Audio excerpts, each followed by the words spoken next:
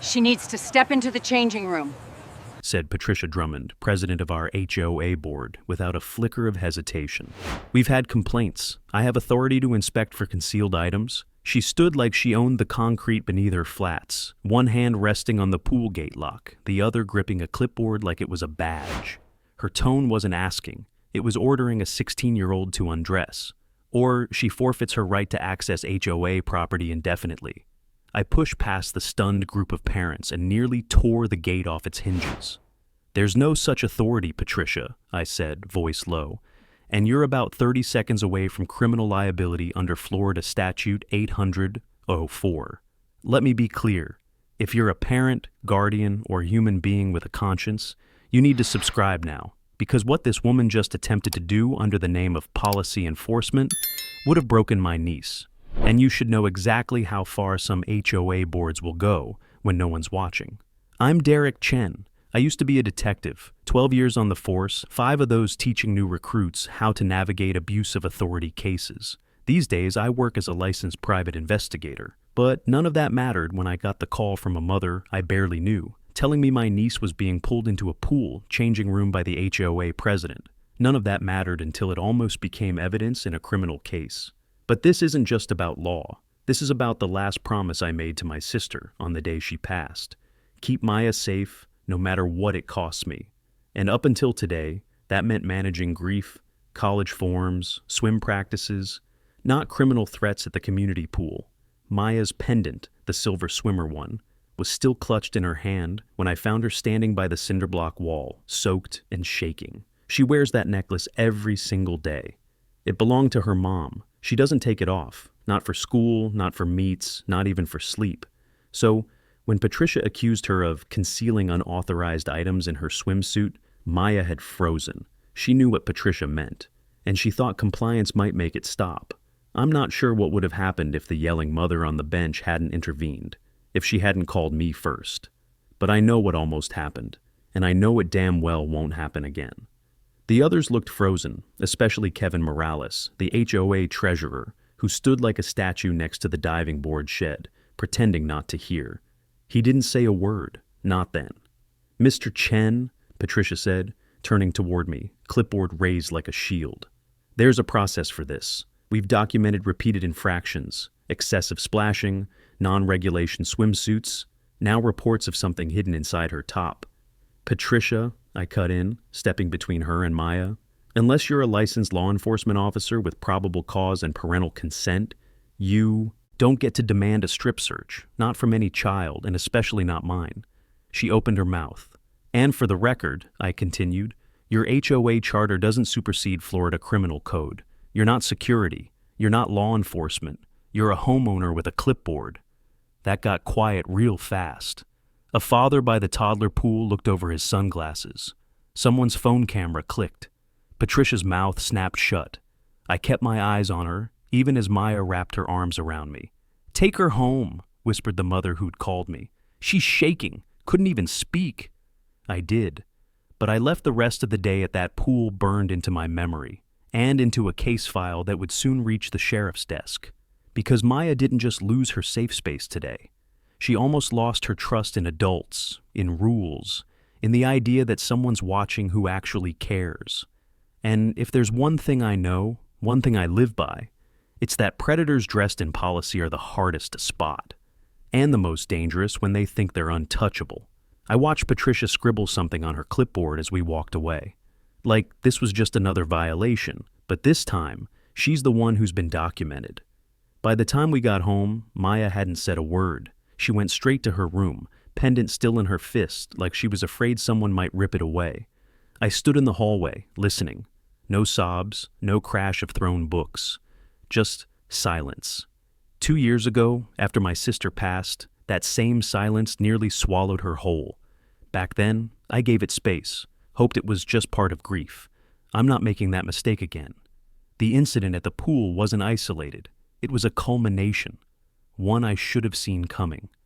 The first warning came 3 weeks ago. A printed notice taped to our front door, folded with clinical precision. Improper pool attire, violation.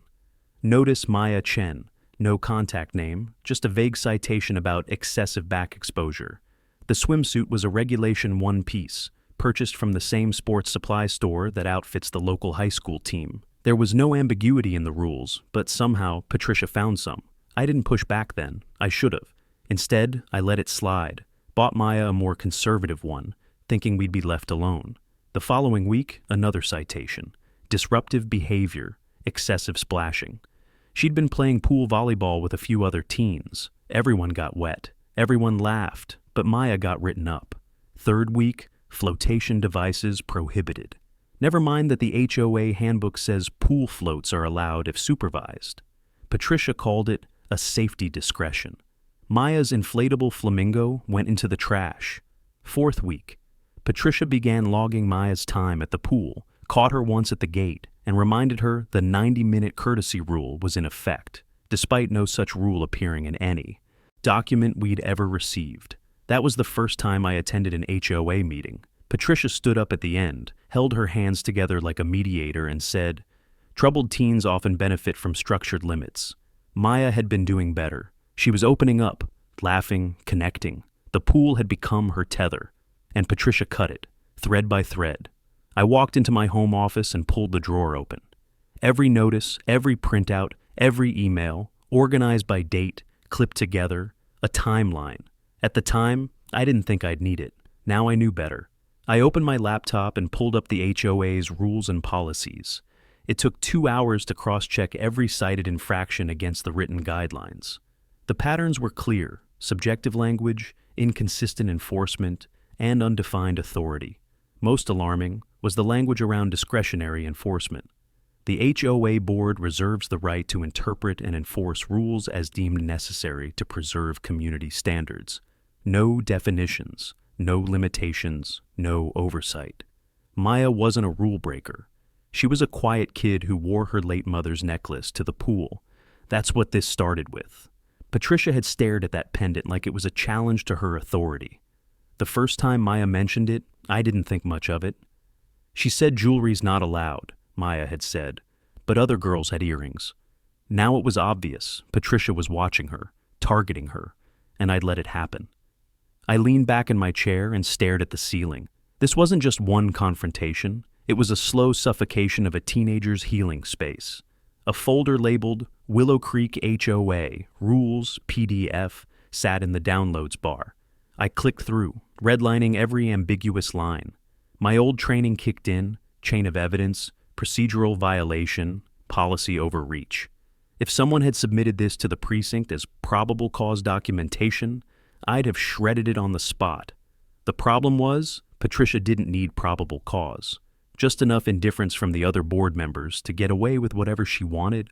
I remembered how Kevin Morales had looked at Maya during the last meeting. Eyes down, mouth tight. He saw it too, but he didn't speak.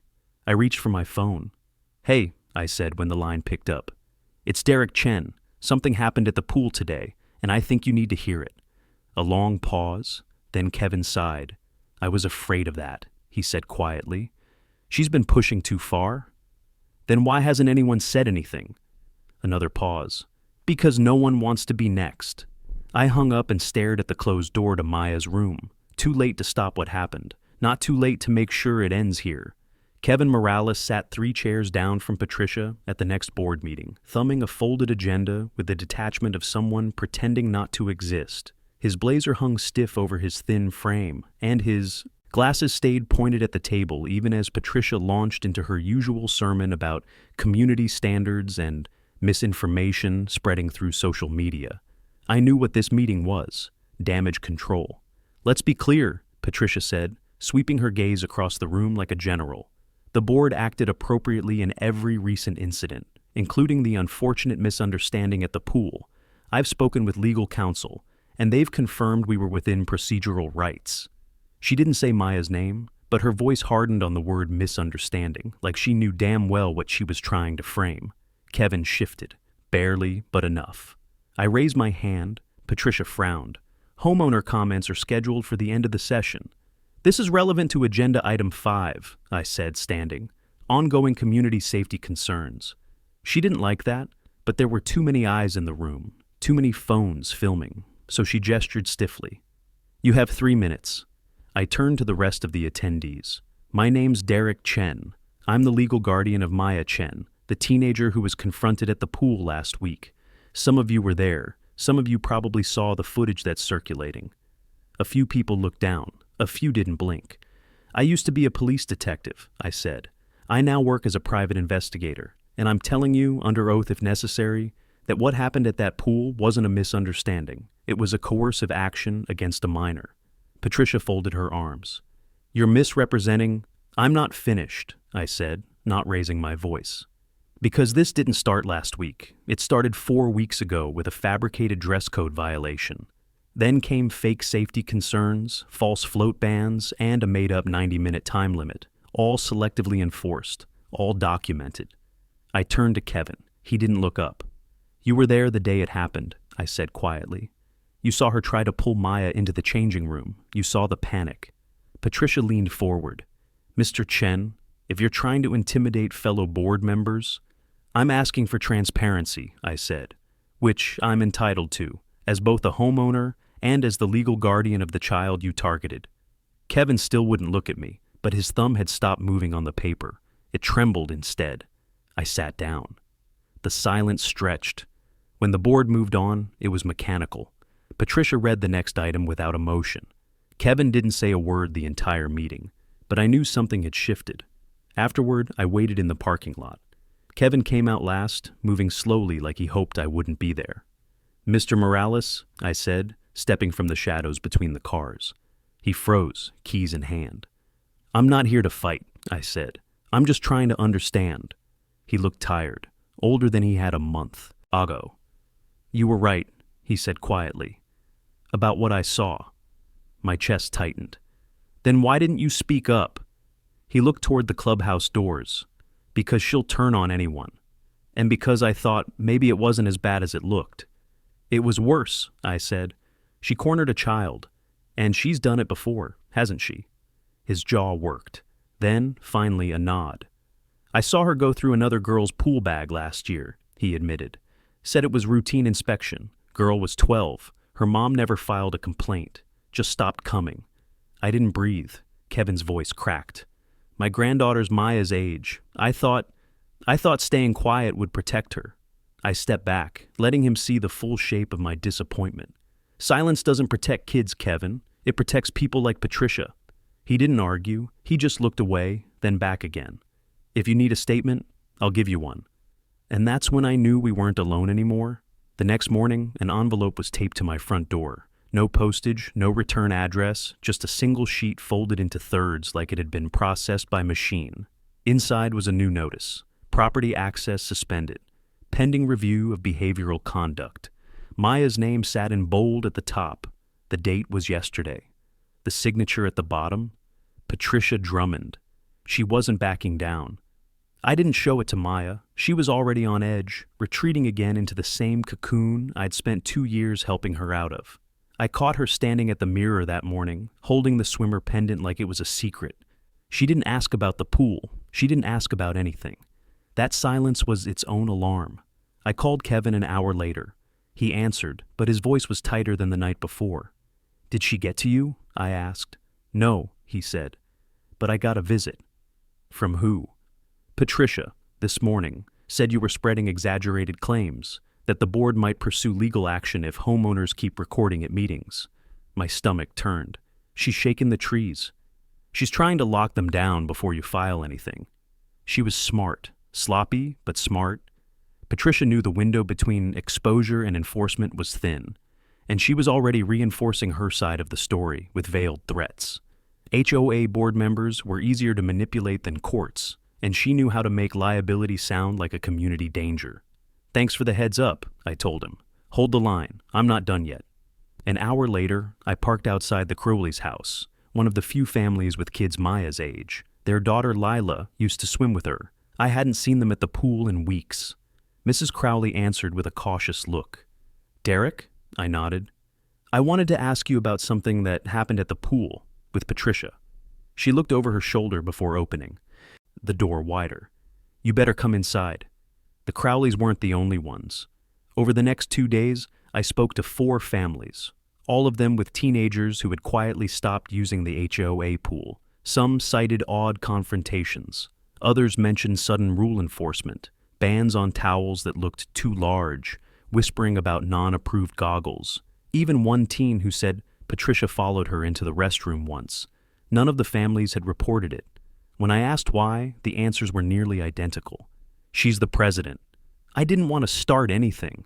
She said we could lose access to the clubhouse. I wrote it all down, every story, every date. I cross-referenced names against HOA rosters and checked timestamps against archived calendar events. I was building a pattern, not a pile of anecdotes, but a chain of behavior. Still, something didn't fit. There was a detail nagging at the edge of it all, like a missing brick in a wall I thought was finished. Then it hit me. The pendant. Maya had said something offhand weeks ago, how Patricia didn't like it. Said jewelry wasn't allowed, but didn't enforce it with anyone else. And when I reviewed the footage from the day of the incident, Patricia's eyes went straight to Maya's neck the moment she stepped through the pool gate. That pendant wasn't just jewelry to her. It was defiance. I drove to the HOA's on-site security kiosk. The attendant, a college kid named Will, barely looked up from his phone until I handed him my ID. I need to review footage from the last 30 days at the pool gate, I said, especially the timestamps matching these violation notices. He hesitated. I'm not supposed to let non-staff.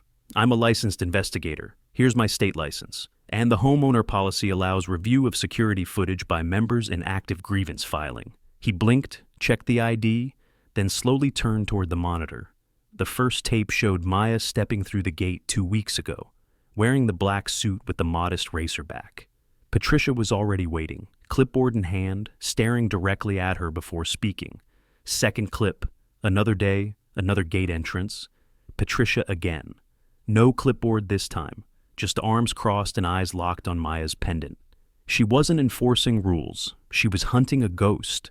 The woman who made the call that day, the one who stopped Patricia from taking it further, was named Rachel Hallberg. We'd spoken only once, briefly, in the swirl of chaos outside the pool gate, but now I needed her to talk on the record. She opened her front door with hesitation, hands still gripping the handle. I remember, she said before I could even speak. You're Maya's uncle. Yes, I said. I'm also investigating what happened, and I need your help. She let me in, motioned to a quiet sunroom that overlooked a small garden. There were children's drawings on the wall. She had kids too. I wasn't filming, she said, sitting down. I wish I had been. What did you see? Rachel folded her hands and stared at the floor. I was sitting with the twins. I saw Patricia approach Maya at the gate. She spoke low, but her body language, she was blocking the entrance. Maya looked scared, stiff. Then she pointed at Maya's necklace. Did you hear what she said? Not clearly, Rachel admitted. But when she gestured toward the changing room, I stood up. It felt wrong, off, like she was trying to isolate her. She took a breath. When I got close, I heard Patricia say something like, if you've got nothing to hide, then you shouldn't be afraid to show me. That hit hard. And Maya, she looked like she couldn't move, just frozen. Rachel's eyes welled up. That's when I called out. I said, don't touch her, I'm calling her guardian. Patricia didn't argue, just turned and walked off like it hadn't happened. I nodded slowly. Would you be willing to give a written statement? She hesitated. I know she's retaliatory, I added. I've already collected evidence. Yours won't be the first, but it could be the one that confirms everything. Rachel looked at the drawings on the wall again. Yes, she said softly. I'll do it. I pulled a form from my bag, one I'd prepared for witness documentation. She filled it out carefully, pausing often, like every word needed to be perfect. When she handed it back, her fingers were trembling. She's done this before, hasn't she? She asked. She has. Rachel nodded. Then stop her. I left with the signed statement and the growing certainty that Patricia hadn't just overstepped. She had formed a pattern. An identifiable, repeatable behavior pattern that any prosecutor would recognize. At home, I laid Rachel's testimony beside Kevin's notes, the security screenshots, the HOA violation letters. A narrative was forming. More than that, a prosecution path. Still, I needed a second opinion, not from another parent, from someone who understood the law. I called an old friend, Logan Vintner, now an assistant district attorney for the county. We'd worked together on several child endangerment cases back in the day. If anyone could tell me whether I was holding smoke or fire, it was him. We met at a quiet diner outside town. He showed up in jeans and a polo, still carrying that same overprepared energy I remembered from the courtroom. "I read the PDF," he said, tapping the folder I'd sent in advance. "I don't like it. Because it's weak. Because it's real." He pulled out one of the screenshots, Patricia leaning toward Maya at the pool entrance. She isolates minors, uses vague policy as cover, pushes for physical compliance without legal authority. That's textbook abuse of implied authority. I said nothing, just let it land. Logan kept going. Florida Statute 800-04, Section 6, coercive conduct involving exposure or attempted exposure under implied threat or authority. The law doesn't care if she succeeded. It cares that she tried. "And with witnesses," I said. He nodded. "You've got enough for a formal complaint, maybe more." He slid the folder back toward me. "I'll flag it quietly with the sheriff. No guarantees, but the video and the statements, they'll open a file, no question." I thanked him and stood. "You want my advice?" he added before I walked out. "File it soon, before she closes ranks." That night, Maya knocked on my door for the first time in days. She didn't say anything, just handed me her pendant. "I don't want her to take it," she said. "She won't," I promised. "Not ever again." I filed the criminal complaint the next morning. I drove straight to the sheriff's substation, walked in with the folder under my arm, and handed it to the duty officer like I was clocking into a case I never wanted to work. Inside the folder was everything: Rachel's signed testimony, Kevin's quiet confession, the time-stamped screenshots, and a summary of policy inconsistencies that even a rookie could tear apart. I didn't use highlighters or bolded accusations, just facts, just sequence, just impact.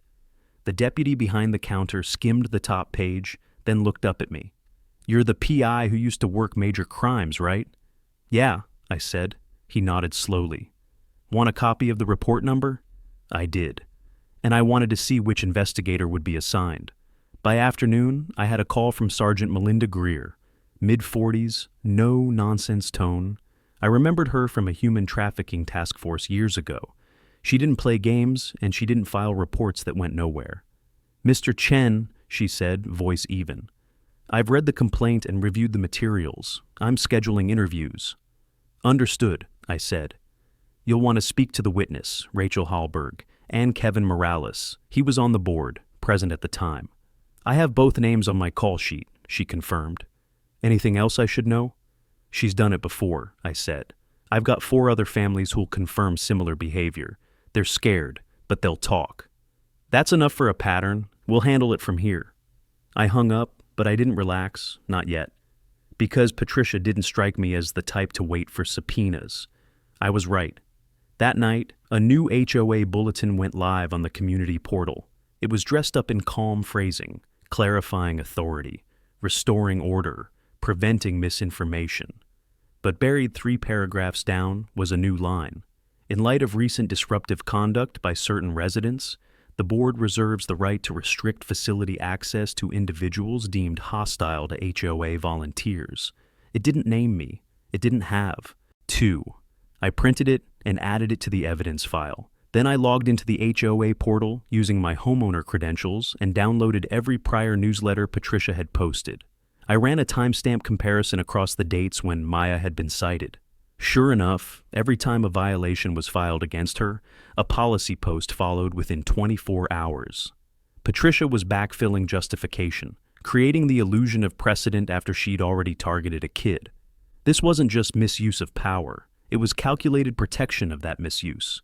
She wasn't careless, she was methodical. I knocked on Kevin's door the next morning. He looked more tired than before. He didn't ask why I came. "She knows," he said. I figured. "She called last night, said the board was considering a motion to censure me if I cooperated with inflammatory narratives." "You ready to be officially interviewed?" I asked. He swallowed, then nodded. "I'll tell them everything?" "Good," I said, "because it's already happening." That afternoon, Sergeant Greer called again. She'd completed her initial interviews. Rachel had been direct and detailed. Kevin had broken down halfway through, but confirmed everything under oath. "She's lawyered up," Greer said. claims she acted within her scope as an elected community officer. She doesn't have a scope, I replied. Not when it comes to body searches or isolating minors. We agree, Greer said. We're compiling witness consistency and will refer to the state attorney's office within the week.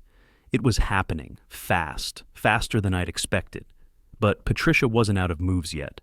2 hours later, Maya received an email.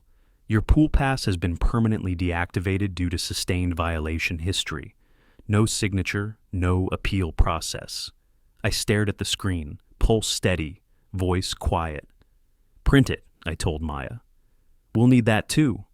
Her eyes were glassy. She didn't say anything, but she printed the notice and handed it to me like it was part of a war she didn't want to be in. I didn't blame her, but she wasn't fighting alone. This wasn't about pool access anymore. It was about every kid who'd been told to shrink, submit, and disappear when someone in power decided they didn't belong.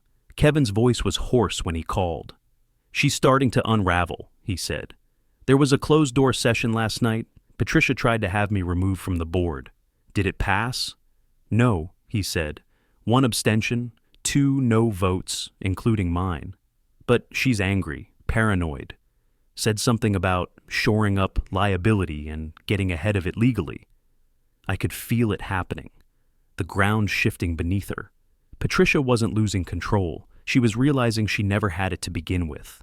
Her grip on the board was performative, held together with fear and the illusion of competence. What did the others say? I asked. Kevin paused. They're spooked.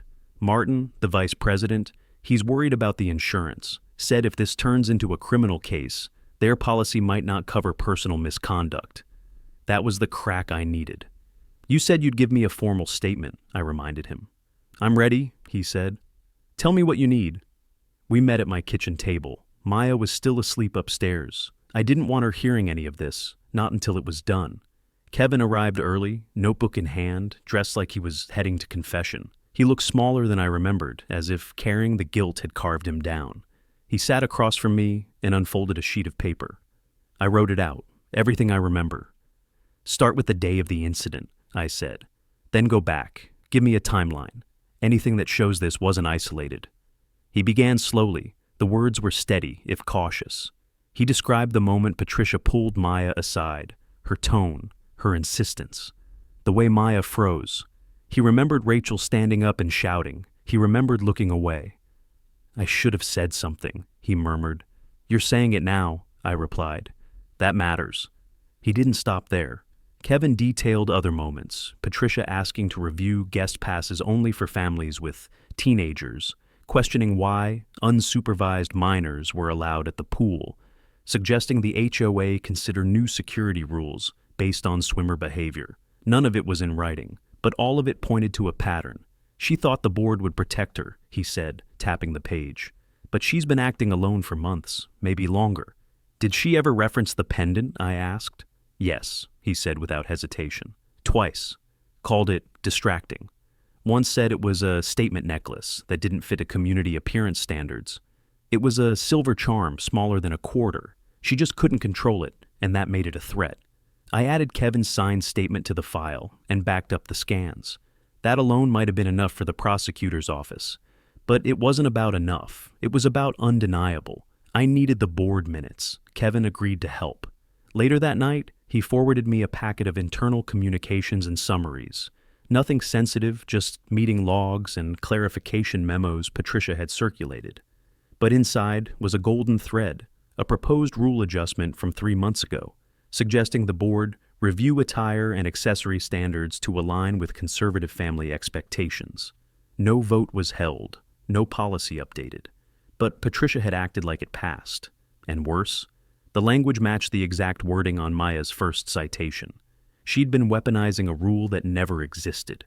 I formatted everything, Kevin's statement, the minutes, the timeline, and sent it to Sergeant Greer through the secure Dropbox she provided. It was more than a complaint now. It was a case file. The next morning, the HOA website went down for scheduled maintenance.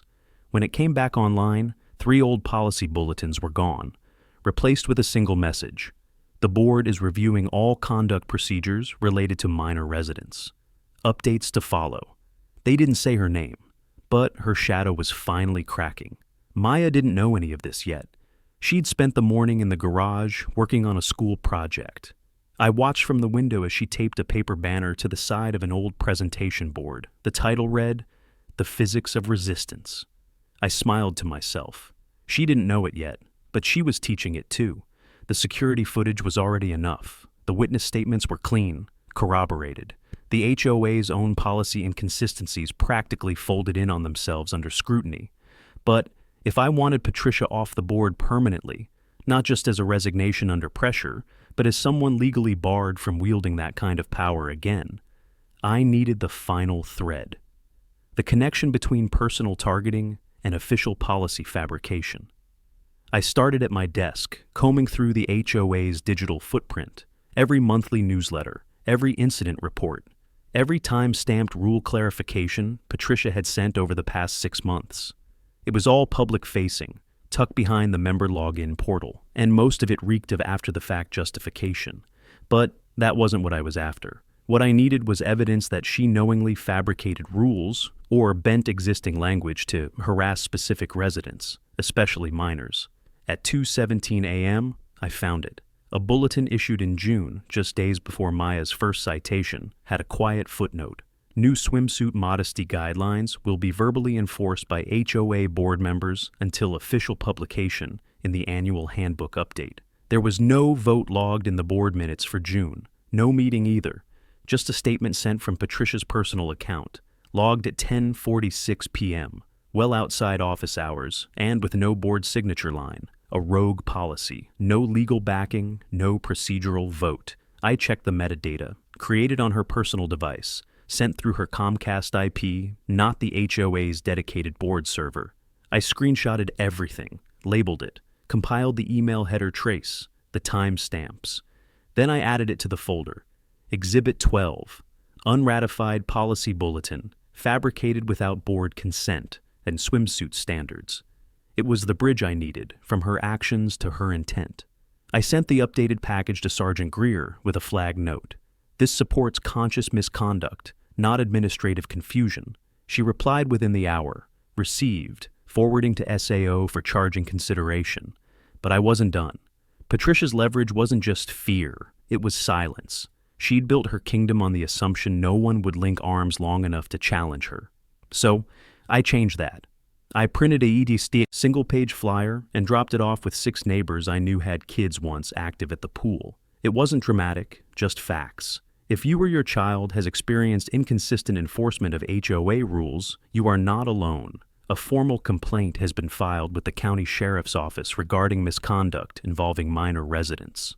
All information shared is confidential. You may speak directly to law enforcement or submit a statement via the contact listed below. I left my name off it, just the sheriff's public reporting line and the case number. That evening, I received an email from a woman named Naomi Wilkes. Her daughter, Ellie, had stopped swimming 6 months ago. Said she didn't like the lady with the tight bun who kept watching her in the locker area. Ellie was 11. The next morning, a man named Arnold Bishop called. His son had been banned from bringing a snorkel set to the pool last summer. Said it made him look suspicious. The boy was 9. I didn't need them to testify. I didn't even need written statements unless they were ready. But the pattern was concrete now, layered across months, families, and ages. Patricia's defense would be weak. A claim of good faith enforcement, perhaps. Maybe an overzealous sense of community protection. But it wouldn't survive what was coming. At dinner, Maya set the table quietly. No pendant around her neck, just a blank hoodie and her hair tied back. "You okay?" I asked. She hesitated, then nodded. "I don't want to go back to that pool," she said. "You don't have to," I replied. "That pool doesn't define you."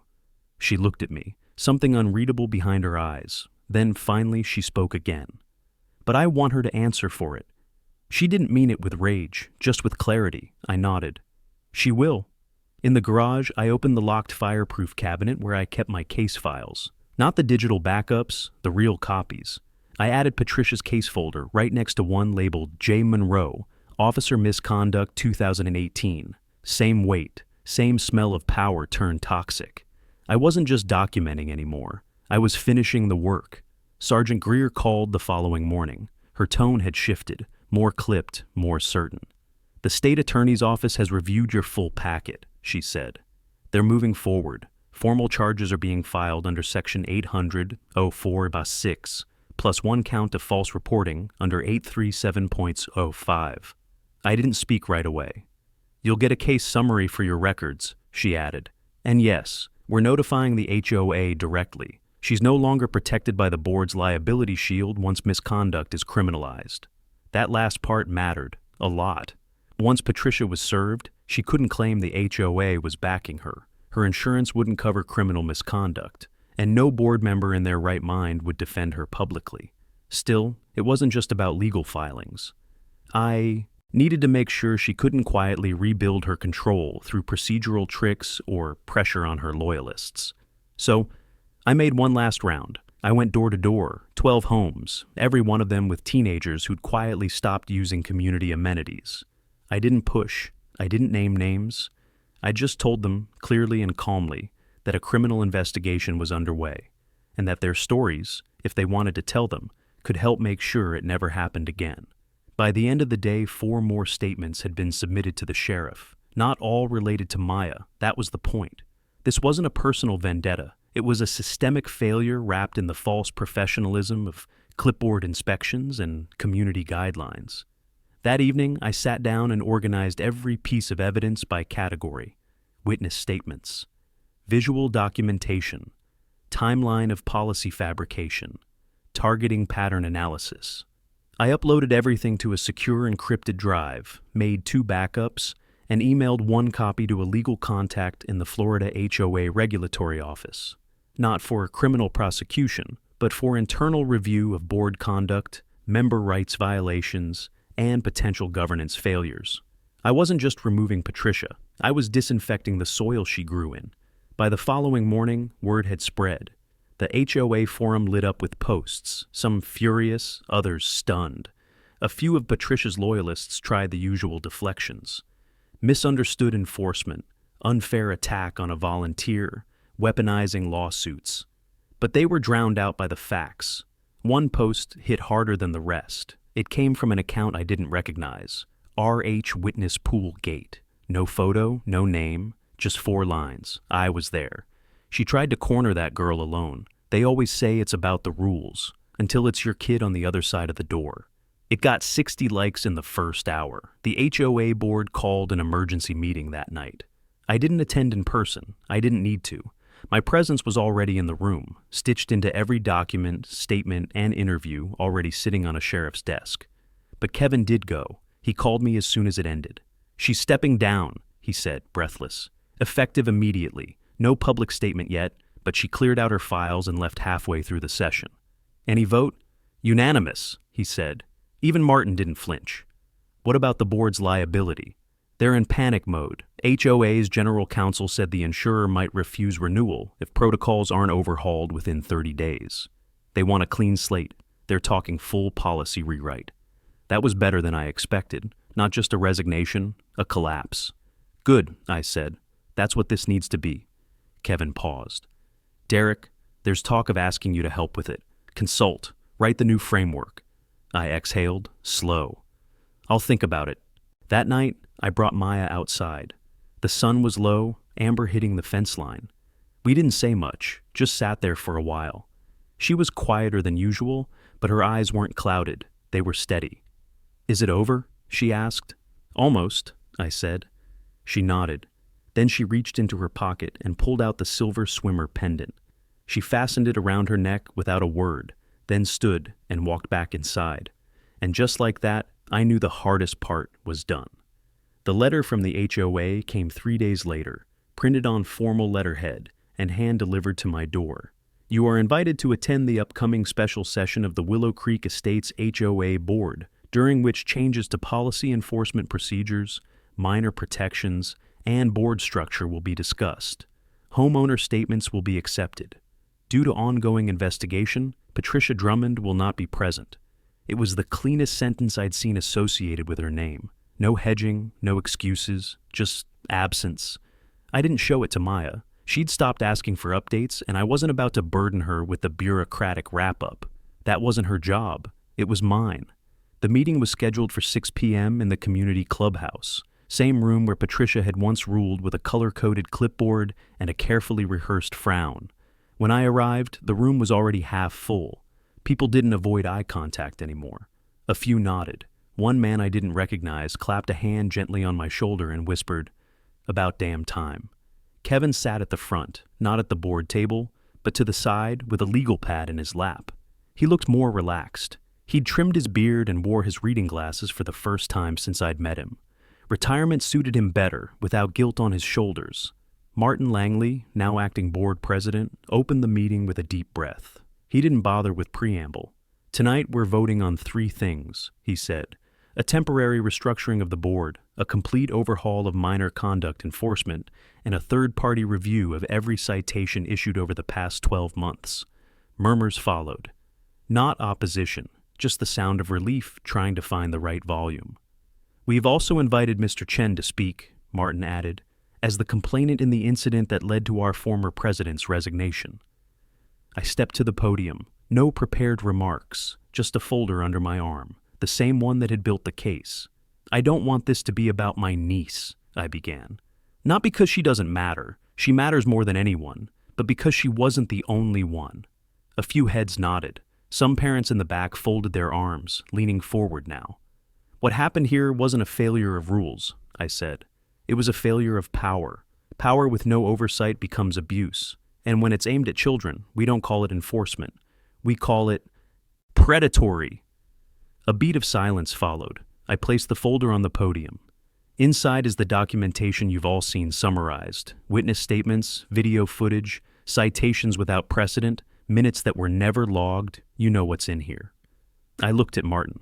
"What I want, what we need, is a written policy that protects minors from unsupervised interaction with board members, a limit to discretionary rulemaking without full board vote, a mechanism for anonymous parent reporting, and a full public acknowledgement of wrongdoing, not legal blame, just human decency." He nodded slowly. "Understood." The vote passed, unanimously. Every recommendation I made went into a drafted charter for the next meeting. A new committee would be formed, parents and teens included. Kevin volunteered to be part of it. By the end of the night, Patricia Drummond's name had been struck from every committee she once oversaw. But that wasn't the end. As people filtered out, one of the mothers from the earlier interviews approached me. Naomi Wilkes, I remembered. "My daughter asked about Maya," she said. "Wondered if she'd come back to the pool." I paused. "Maybe one day." Naomi gave a soft smile. "Tell her Ellie saved her a chair." I didn't respond, just nodded, filed it away for later. Back home, I found Maya in the backyard, kicking a ball lightly against the fence. She wasn't wearing the pendant tonight, but I could see the tan line on her collarbone where it usually sat. She looked over her shoulder. "How was the meeting?" "Productive." "Is she gone?" "Fully and replaced." She nodded. "Good." The ball rolled to a stop. She didn't pick it up. Just stood there, silhouetted in porch light, still but steady. I leaned on the railing and watched her for a long time. There was no applause, no celebration, just the quiet end of something that should never have begun, and the first breath of what came next. The press release came from the county sheriff's office just after noon. Willow Creek Estates HOA president resigns. Amid criminal investigation, Sheriff's Department confirms charges. Filed under statute 800.04. They didn't include her photo, but they didn't need to. Anyone in the neighborhood who'd ever crossed paths with Patricia Drummond would see her name and know exactly why it was there. I read the release twice, not because I didn't believe it, but because some part of me needed to feel the weight of it in official language. The tone was measured, professional, bare facts, complaint received, evidence reviewed, charges filed, subject resigned. But between the lines, I saw the truth. This wasn't just the end of a tenure, it was the beginning of accountability. That night's board meeting was open to all residents, and this time, it was standing room only. The air buzzed with something unfamiliar, energy that wasn't tension, but something sharper, readier. Inside the clubhouse, Martin stood behind the podium again, but now he looked like a man with purpose rather than a placeholder. Kevin sat beside him with the revised policy folder open in front of him, reading glasses perched low on his nose. Martin tapped the microphone. Before we begin, he said, we're allowing space for one formal statement from a resident regarding the recent developments. Mr. Chen, would you? I was already stepping forward. I didn't bring the case folder this time. Didn't need to. It had already done its work. I won't repeat the details, I said. The sheriff's office has done that, so have the witnesses, the footage, the facts. Eyes across the room locked onto me, some nodding, a few teary, others just still. What I will say is this. It shouldn't have taken a criminal charge for us to start acting like neighbors. The people we elect, yes, even in HOAs, don't just manage property values, they manage trust. And when they violate that, we don't restore it with silence. Kevin looked down, his expression tight. Not ashamed, just absorbing. I continued. We've talked a lot about rules, but let me ask you this. What good is a rule if it only exists to punish the vulnerable? What good is policy if it changes every time a child makes someone uncomfortable by simply existing? No one answered. They didn't have to. You don't have to be a cop or a lawyer or a PI. You just have to be awake. I stepped back without another word. There was no applause, just quiet, collective stillness. Martin took the mic again. Thank you, Mr. Chen. He opened the folder and began reading the proposed amendments line by line. Article 4, Section 2. Board members may not approach unaccompanied minors in community spaces without a parent or designated guardian present. Section 3. All enforcement actions involving residents under 18 must be reviewed and approved by a second board member within 24 hours and recorded in official minutes.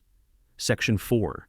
Any board member found to fabricate, modify, or retroactively enforce a non-approved rule shall be suspended pending review by independent legal counsel. The room exhaled, one section at a time. Kevin cleared his throat and stood. We're also proposing a rotating advisory council made up of 3 parents and 2 teenage residents to provide feedback on future amenity policies. Voluntary, but voting eligible. A boy in the second row whispered something to his dad. The man nodded slowly. Another hand went up, then 2 more. By the time the vote came, the count wasn't even close. All motions passed, 0 opposed. Afterward, as the chairs scraped back and people trickled out, Naomi Wilkes approached with her daughter Ellie, who hung back shyly. Naomi smiled and nodded toward the girl. She wanted to say something, she said softly. Ellie looked up at me. Tell Maya she's braver than anyone I know. I swallowed. I will, and I would. The boardroom emptied, but I lingered by the back wall, watching the door. It felt less like the end of a meeting and more like a reset. A slow exhale after months of tension. We hadn't just changed a rule book. We'd broken the silence that protected it. Maya stood ankle-deep in the water, arms crossed, toes curling in the familiar grit of the pool's shallow end. It was early, sun not fully over the trees, the gates still locked behind us. Kevin had given me the override code for a quiet hour before reopening. She hadn't asked to come. I'd just mentioned it, and she'd nodded. Not hesitant, not excited, just calm. The new policies had gone live that morning. Minors could no longer be approached by board members alone. All citations required 2-person approval. Cameras were installed, reviewed by a third-party security vendor, not the board. A new committee of teen residents was being sworn in next week to give feedback on youth interactions in the community. Patricia Drummond had pled not guilty. Her arraignment was scheduled. Her face hadn't been seen in Willow Creek since the press release dropped. Her name, removed from HOA portals, emails, meeting logs, but not from memory. I used to do laps here, Maya said. Her voice wasn't soft or heavy, just present. Mom would sit on the bench and count. I nodded. That same bench had been moved in the renovations, closer to the lifeguard station now, symbolic distance from where Patricia had once stood like a sentry. Did it help? I asked. Not the counting, she said, but knowing she was there. She stepped deeper, water rippling around her knees. I thought it was over when she died, like everything good I had. Quiet mornings, pool days, people who watched from the edge, was gone too. I waited. But I don't feel that anymore, she said. Not since that day. She didn't have to name it. We both knew which day. The day Patricia reached for control and Maya stood still, but didn't fall apart. I watched her kneel into the water, arms sweeping out slowly, weightless. The silver pendant stayed on. It caught the light under the surface like a signal. There was no ceremony, no applause, just a return. And that's what mattered most. Not victory in a public meeting, not policies rewritten under legal pressure, not even the ripple of other HOAs now quietly amending their enforcement charters after word spread. What mattered was this: Maya reclaiming what was hers. An hour later, we locked the gate behind us and walked home in silence. On the porch sat a small envelope. HOA letterhead again. But this one wasn't a warning or citation. It was an invitation. Mr. Chen, the Willow Creek HOA board, formally invites you to participate in the new Community Oversight Committee as a parent advisor. Your efforts contributed to one of the most significant policy reforms in our community's history. We believe your continued involvement would help us build trust and transparency moving forward. No threats, no undercurrents, just accountability. Late, but real. I left the envelope unopened on the kitchen counter. I'd decide later. That night, I stood by the sliding door, watching Maya sketch something on a piece of cardstock. Her homework, maybe, or something else entirely. She didn't look up, didn't speak, but she didn't close her door either. That used to be the line between us. Grief behind wood. Questions too heavy to ask. Now the door stayed open. Light from her desk pooling into the hall like a quiet answer. If you've made it this far in the story, if something in it hit too close, then you understand what these places can become. How fast control replaces care. How silence wraps itself around power until someone rips it open. If you're living through your own version of this, if your child's afraid of a gate or a rule, or someone in a chair who keeps inventing new lines to cross, then don't wait for it to break them. Document, record, speak, press, because you're not alone, and because someone always is watching from the edge, waiting for you to stand. Where are you watching from? Let us know. Stories like this spread so others know they're not crazy, not overreacting, not alone. If this moved you, share it, and make sure the next Patricia never gets the chance.